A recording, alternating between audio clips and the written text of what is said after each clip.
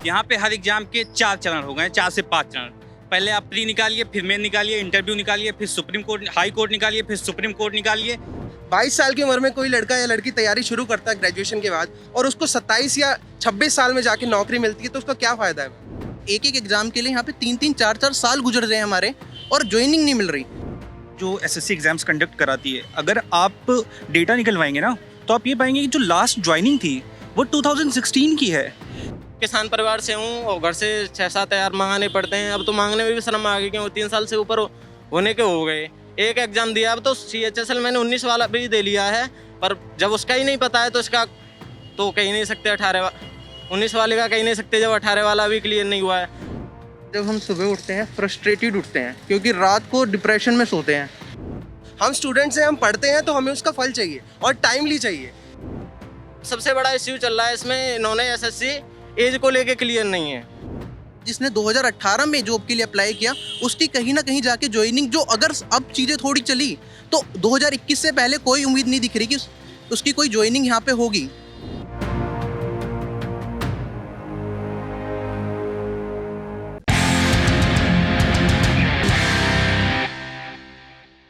दो 2018 में एसएससी के एग्ज़ाम का नोटिफिकेशन आता है। 2019 में जाकर एग्ज़ाम होता है। 2020 आ गया, एग्ज़ाम हो चुका है लेकिन रिज़ल्ट का कोई अता पता नहीं है। बच्चे परेशान हैं कि भाई रिज़ल्ट आएगा तो कब आएगा। यही हाल है आरआरबी के एग्ज़ाम्स का। आरआरबी भी एक एग्ज़ाम करवाता है, आरआरबी यानी कि रेलवे रिक्रूटमेंट बोर्ड। उसका रिज़ल्ट भी आ जाता है और सिलेक्शन भी हो जाता है। खुशी के मारा लोग इधर उधर मिठाइयाँ भी बंटवा देते हैं, लेकिन आज करीब 7 महीने हो चुके हैं, ज्वाइनिंग लेटर का कोई अता पता नहीं है। बच्चे परेशान हैं, बेहाल है, लेकिन किसी के कान पर जू तक नहीं रेंग रहा है।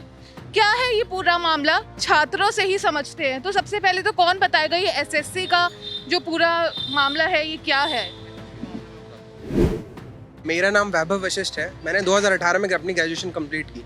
मई 2018 में मैंने एसएससी सीजीएल का फॉर्म भरा, बट 1 साल गुजर गया, उसके प्री जो टियर 1 होता है उसकी भी इंटीमेशन कोई नहीं थी। इसी बीच आरआरबी ने एनटीपीसी और ग्रुप डी की लगभग 1 लाख से ज़्यादा वैकेंसियों का नोटिस निकाला। मार्च 2019 में ये नोटिस निकाला गया जिसमें टेंटेटिव डेट एग्ज़ाम की जून जुलाई की बताई गई। तो हमने महीनों भर सीजीएल 18 का प्री का वेट किया कि ये होगा। उसके बाद हमने आरआरबी एनटीपीसी का फॉर्म भरा। 500 रुपये का फॉर्म था। हम बेरोज़गार लोग जस्ट ग्रेजुएशन करके निकले हैं। ये सपना है कि गवर्नमेंट एस्पिरेंट हैं, एक गवर्नमेंट इंस्टीट्यूशन में गवर्नमेंट सेक्टर में अपना योगदान देंगे। उस बीच हमने एनटीपीसी का फॉर्म भरा। मई में एग्ज़ाम नहीं हुआ, जून में एग्ज़ाम नहीं हुआ। सीजीएल 18 का प्री हुआ जून 2019 में। उसके बाद उसका रिज़ल्ट आया अगस्त 2019 में। उसका टियर 2 होता है सितंबर 2019 में। उसका रिज़ल्ट आता है नवंबर 2019 में। टियर 3 हुआ हमारा दिसंबर 29, 2019। उसके रिज़ल्ट को आज 250 से ज़्यादा दिन गुजर चुके हैं, बस उसके रिज़ल्ट का हमें अता पता नहीं है। हम आप समझ रहे हैं, एक सरकारी नौकरी, उसके लिए इतने सारे लेवल, उसके बाद वो स्टूडेंट बस एग्ज़ाम देता ही चला जाए। उसके बाद जैसे इन्होंने बताया 500 रुपये का एक फॉर्म। ये जो फॉर्म की जो कीमतें हैं, इसको आप लोग कैसे डील करते हैं? जैसे अभी उन्होंने बताया कि बैचलर्स हैं आप लोग, अभी पढ़ाई करके निकले, 500 का एक फॉर्म आ रहा है। मैम हम लोग घर पे बैठे बैठे पढ़ते हैं, हम तैयारी करते हैं, लेकिन अपने पेरेंट्स से मांग 500 रुपये जो किसी भी और भी एग्ज़ाम्स IBPS या SSC या किसी भी एग्ज़ाम्स के लिए हम जब फ़ीस भरते हैं तो पेरेंट्स से मांगते हैं तो अच्छा नहीं लगता। लेकिन मैम हम क्या करें, हम पढ़ते हैं, हम तैयारी करते हैं, हम जॉब्स भी निकाली हुई है, पर लेकिन मैम हमें नहीं मिलता। अब जैसे मैंने 2017 का एग्ज़ाम में दिया था, मेरे मार्क्स थोड़े से शॉर्ट रह गए, तो अगर वेटिंग लिस्ट होती तो मैम मुझे जॉब मिल जाती, क्योंकि एक बच्चा अगर मल्टीपल एग्ज़ाम से बैठता है तो वो जॉब एक ही जगह पे ले सकता है। तो मैम मुझे जॉब नहीं मिली, तो मैंने 2018 के अंदर एग्ज़ाम दिया। मुझे अब जाके मुझे लग रहा है कि मुझे जॉब मिल सकती है, लेकिन यहाँ पे रिज़ल्ट को और डिले कर दिया। सबसे पहले तो मैं बताना चाहूँगा, जो एसएससी एग्जाम्स कंडक्ट कराती है, अगर आप डेटा निकलवाएंगे ना तो आप ये पाएंगे कि जो लास्ट ज्वाइनिंग थी वो 2016 की है। इसके बाद 2000 जी, मतलब आखिरी बार एसएससी के एग्ज़ाम के थ्रू जिसने ज्वाइन किया वो था 2016 में कोई। एग्जैक्टली। मैं एक प्राइवेट फर्म में काम करता था। मैंने वो प्राइवेट फर्म 2016 में अपनी फैमिली के कहने पे छोड़ दिया। मैं अपने फैमिली का सबसे बड़ा हूँ, मेरे फादर नहीं है, तो मेरी माँ एक पेंशनर है। तो उन्होंने कहा बेटा तुम तैयारी करो, तुम कर सकते हो। मैंने तैयारी शुरू की। इस बेसिस पे कि मैं अपनी फैमिली के लिए कुछ अच्छा कर सकता हूँ। मैंने 2017 से तैयारी शुरू की, मैंने 2018 के सीजीएल का पेपर भी दिया, उसमें मैं क्वालिफाई भी करा, मैं फर्स्ट अटेम्प्ट में क्वालिफाई करा, मैंने डिस्क्रिप्टिव तो किया। 2018 के मई में आपका नोटिफिकेशन आता है, ठीक। 2019 में एग्ज़ाम्स कंडक्ट कराए जाते हैं प्री, और फिर 2000 दिसंबर में डिस्क्रिप्टिव यानी कि टियर 3 कराया जाता है। उसके बाद 10 महीने से डिस्क्रिप्टिव का रिजल्ट अभी तक नहीं आया है। इस बीच मेरी जैसी फैमिली, जिसका मैं सबसे बड़ा लड़का हूँ, जिसकी माँ पेंशनर है, आप अंदाज़ा लगा सकते हैं कि उन्हें अपनी लाइवलीहुड कैरी ऑन करने में कितनी परेशानी हो रही होगी, और मुझे कितनी परेशानी हो रही होगी अपनी फैमिली को फेस करने में अपने घर पे बैठे हुए। मैं अपने रिश्तेदारों को कैसे जवाब देता हूँ ये मैं ही जानता हूँ, क्योंकि सबकी उम्मीदें आपसे होती कि आप अपने घर के बड़े बेटे हैं। मैं सबसे पहला अटैम्प्ट CHSL का दिया था मैम। एक तो 18 वाले एग्जाम का नोटिस ही इन्होंने 19 में दिया।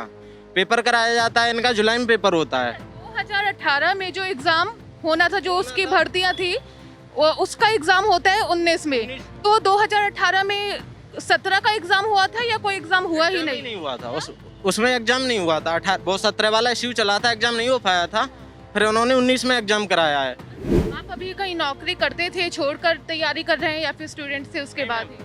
नहीं, यहीं स्पेशल तैयारी करने के लिए आए थे हम। कहाँ से आए थे आप? हम आगरा उत्तर प्रदेश से आया हूँ मैम। आगरा से आप दिल्ली आए थे प्रिपरेशन के लिए, तो फिर यहाँ पर कहाँ रहते हैं? मुखर्जी नगर में रहते हैं मैम। वहाँ का खर्चा भी होता होगा। मैं बेसिकली किसान परिवार से हूँ और घर से 6-7 तैयार मंगाने पड़ते हैं। अब तो मांगने में भी शर्म आ गई, क्यों 3 साल से ऊपर होने के हो गए। एक एग्जाम दिया, अब तो CHSL मैंने 19 वाला भी दे लिया है, पर जब उसका ही नहीं पता है तो इसका तो कहीं नहीं सकते। 19 वाले का कहीं नहीं सकते जब 18 वाला भी क्लियर नहीं हुआ है। अब ये टाइपिंग लेंगे, उसके बाद में पता नहीं कब तो ज्वाइनिंग देंगे। अभी तक तो 17 वालों की ज्वाइनिंग नहीं आई है मैम। 18 वाले 19 वालों का कुछ का पेपर हो चुका है, कुछ का नहीं हुआ है, वो तो छोड़ ही दें उम्मीद। फादर क्या करते हैं? मेरे फादर मजदूर है, जो अभी भी लॉकडाउन की वजह से थोड़ा अभी काम में थोड़ा हार्ड टाइट हो रखा है, इसकी वजह से। लेकिन DSSB का एक और ऐड करना चाहूँगा कि मैं 2013 का एग्ज़ाम अभी तक रिज़ल्ट पेंडिंग है। 2012 के एग्ज़ाम्स के रिज़ल्ट अब आ रहे हैं। हालत ऐसी हो रखी है कि ज्वाइनिंग बच्चा कब तक वेट करेगा, उसकी उम्र निकलती जा रही है। एज को लेके क्लियर नहीं है।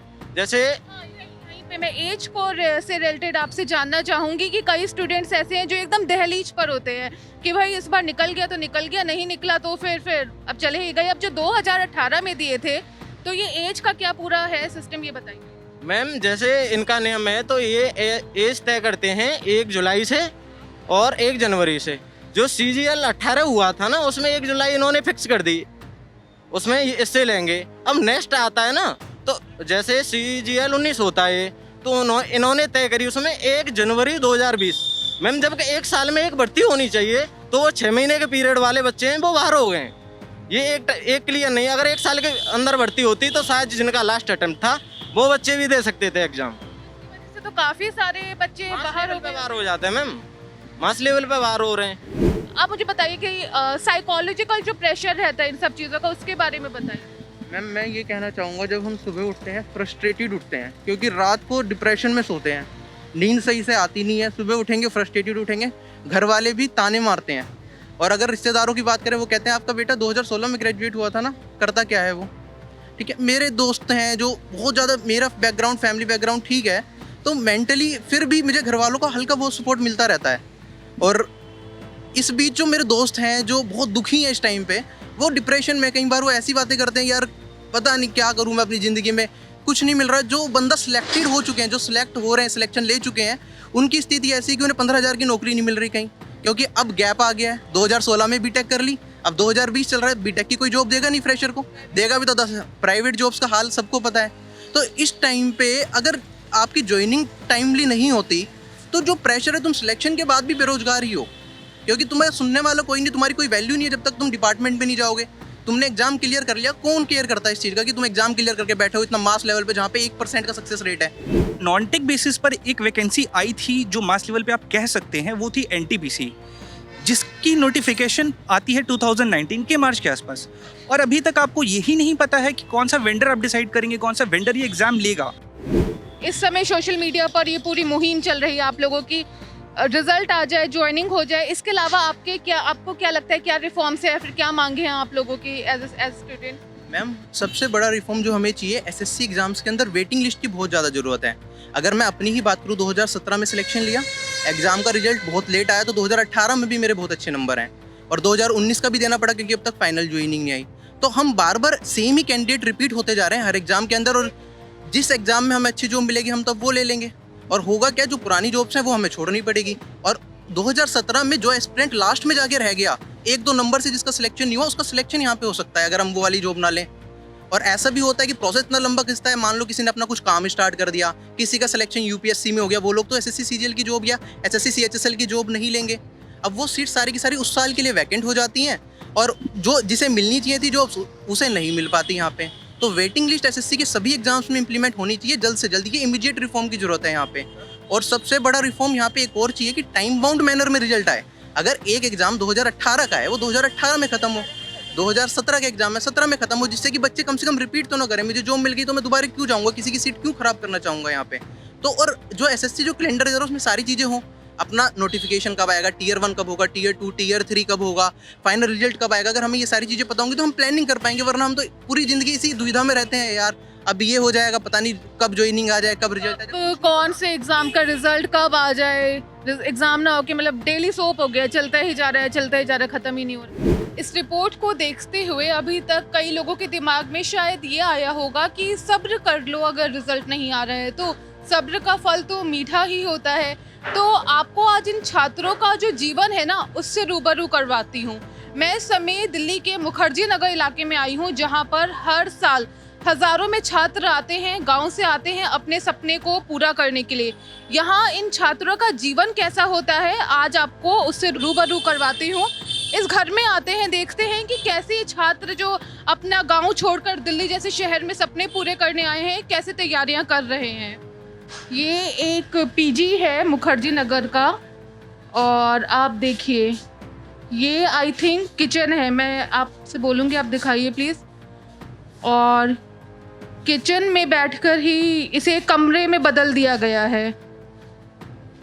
और ये आगे आइए, ये जीवन है। उसके बाद अगर कोई ये एक्सपेक्ट करे कि इतनी मेहनत के बाद जब एग्ज़ाम दे रहे हैं उसके बाद रिज़ल्ट ही ना आए। ये देखिए कुछ कोई आंगन था, उसको पार्टीशन करके डिवाइड किया गया है। ये एक कमरा है जो घुसते ही साथ ख़त्म हो जाता है। ये इसी कमरे में मैं देख रही हूँ किचन भी आपने इसी कमरे में ही लगा रखी है। मैं इधर बैठ जाऊँ, आ जाए यहाँ पर।